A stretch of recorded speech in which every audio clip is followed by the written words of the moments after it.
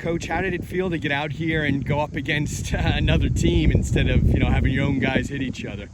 It's always nice to be able to get out and evaluate where our guys are at, find out offensively and defensively what adjustments we're going to have to make, what mental mistakes we're going to be made, what physical mistakes we need to correct as we go through the week. I mean, scrimmages are great because you're able to evaluate all your players, and at the end, you don't have to worry about who won and who lost.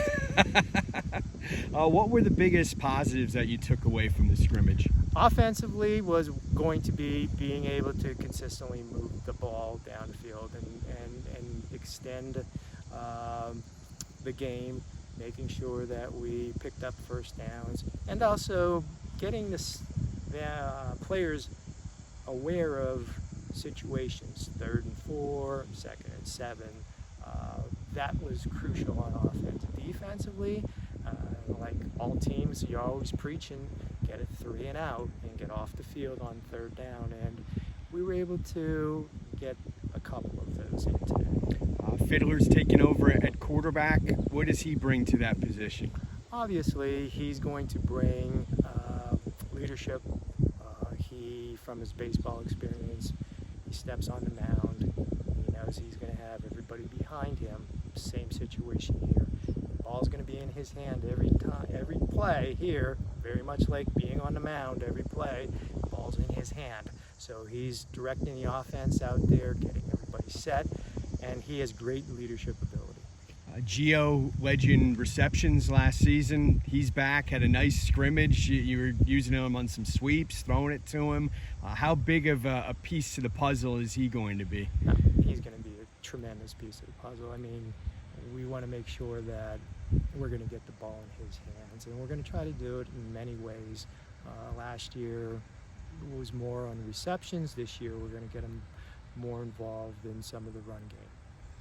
Your leading rusher from a year ago graduated, so in addition to Gio, who else is going to get carries this season? Well, you have senior coming up, Jamaica Gumby, who's stepped in last year, got a few carries last year. He's taking over one of the roles. We also are going to have Ulysses Ramirez, that is going to be an individual that is taking over the role. We also have a person that came out this year also, Tito Cruz, who's getting carries, and they're getting carries from both the fullback position and the wing position. And then you're going to throw into that also some of the other younger guys that will be coming up that will be getting some time there. So it's going to be a running back by committee, wing back by committee. Tucker had an outstanding wrestling season. How nice is it to have him back on both sides? Well, just like Fiddler being the individual that's going to control that offense, Tucker takes control of the offensive line. He's a 3-year starter, brought him up as a freshman. He has started every game in a varsity and has not missed a game since coming up his freshman year.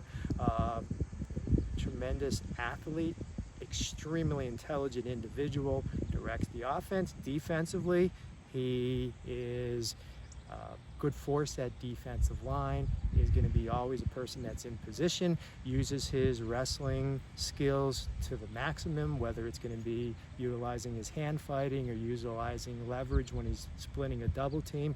He just does a tremendous job.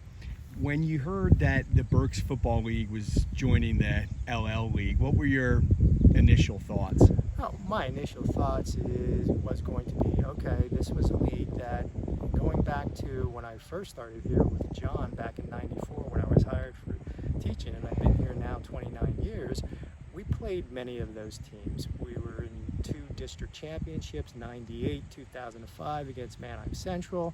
We also played Warwick several times. We played Hempfield. And I knew the level of competition of those teams and the formation of that league. And don't get me wrong, we are in a tough section, and it's going to be tough sledding for us, but that competition is going to lift up all teams, whether it's in Section 2, Section 1, Section 5, Section 4, Section 3. I think it's a road that had to be traveled, because what you see, all you need to go is north, and you have this merger of the Schuylkill League with the Colonial League that I think is up to 33 teams, called Region not correct.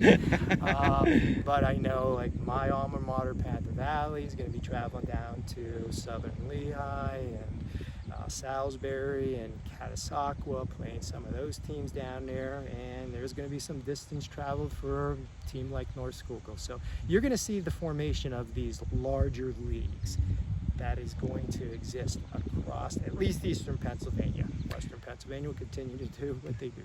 You mentioned your time here under Coach Yoakum. It was winning year after winning year after winning year. He never had a losing season. Yeah. What does it take to get back to that stage? And I'm not talking about winning district titles or things like that, but to be a consistently winning program. I think what was going to happen here most with all the teams that were going to be under John was a constant teacher of the game. And he was a constant teacher of having individuals have characteristics of leadership, commitment, dedication. All of those things there that he instilled still exist here. And if you're going to take from what are the characteristics of the Muhlenberg community and the Muhlenberg athlete, all of those are going to exist.